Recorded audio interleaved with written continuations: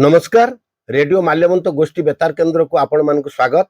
आपण माने सुनी परचंती एफएम 89.6 मेगाहर्ट्ज गे यहाँ पुनर्बार आपण देखि परिबे हमर यूट्यूब चैनल रेडियो माल्यवंत माध्यम रे। नमस्कार मु सुदेशना रेडियो माल्यवंत गोष्ठी बेतार केन्द्र को स्वागत। मालकानगिरी जिला कोरकुंडा तमसा श्रीक्षेत्र ठारे चतुर्धा मूर्ति माँ विमला माँ महालक्ष्मी भगवान चंद्रमौलेश्वर सिद्धि विनायक संकटमोचन हनुमान विग्रह मंगलवार दिन संध्यार 21 पूजा और सत्यनारायण पूजा उत्सव आडंबर सहित अनुष्ठित हो जाइछि। एही उत्सव रे विभिन्न अंचल हजार हजार श्रद्धा भक्त माने उपस्थित रही चतुर्धा मूर्ति आशीर्वाद और कृपा लाभ करी अभड़ा अन्न प्रसाद पाइथिले। मंगलवार प्रभात समय सूर्य पूजा महाप्रभु उपचार वर पूजा सहित 1008 तुलसी अर्पण कराइथिला। संध्या समय महाप्रभु सम्मुख में 21 पूजा और सत्यनारायण पूजा उत्सव पालन कराइथिला।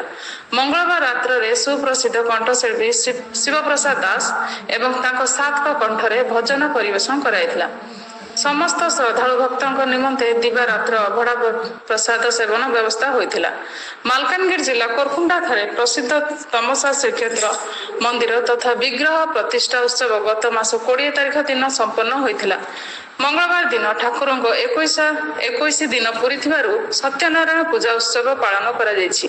समग्र कोरकुंडा अंचल में आध्यात्मिक और भक्तिमय परिवेश सृष्टि होइछि।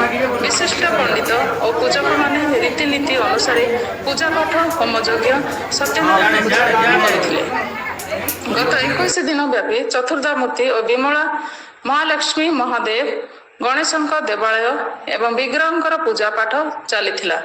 भक्त उत्सव प्रतिदिन शह शह भक्त पीठ को आसी प्रभु चतुर्था मूर्ति दर्शन और आशीर्वाद पाउछन्ति।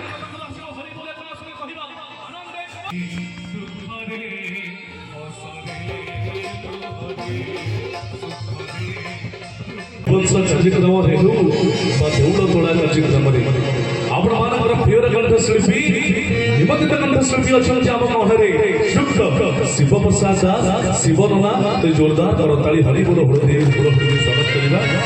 जगन्नाथ जय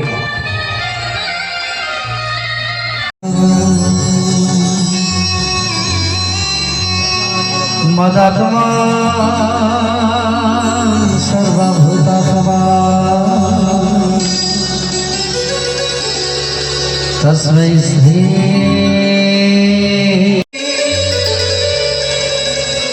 बलभद्र सुभद्रा जगत गोविंद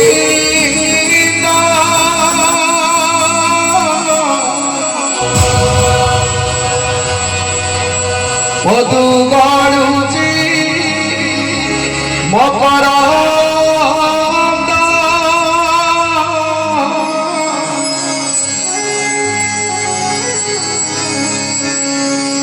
गोविंद गोविंद गोविंद पद गलुचे मत जो माने गोविंद गीत टी शुणी हाथ